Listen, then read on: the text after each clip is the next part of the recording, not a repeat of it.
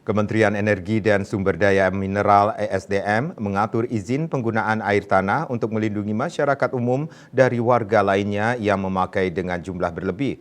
Hal itu disampaikan oleh Kepala Badan Geologi Kementerian ESDM Muhammad Wafid saat kegiatan sosialisasi standar penyelenggaraan penggunaan air tanah di Jakarta.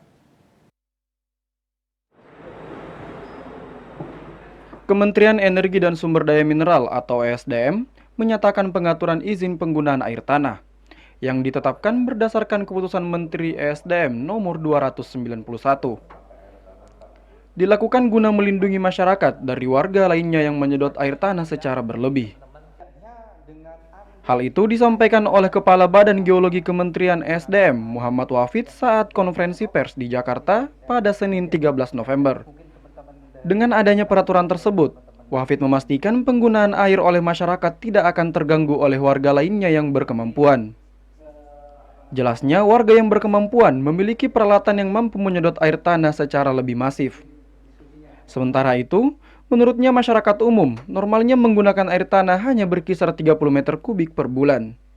Lanjutnya, oleh karena itu, mereka yang harus mengajukan izin atau persetujuan untuk menggunakan air tanah ialah warga yang menyedot air tanah lebih dari 100 meter kubik per bulannya.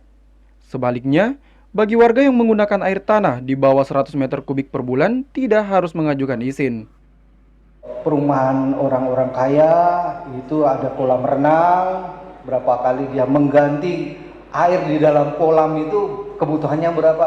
Mungkin bisa lebih dari 100 meter kubik. Oleh karena itu, masyarakat yang mempunyai kekayaan yang lebih dengan menggunakan kolam itu yang kita minta persetujuan karena dia mengambil dari lokasi yang sama dengan masyarakat luas yang dipergunakan untuk sehari-hari.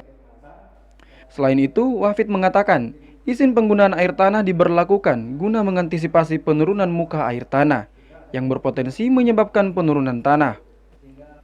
Dari Jakarta, Bagus Ahmad Rizaldi, Kantor Berita Antara, mewartakan.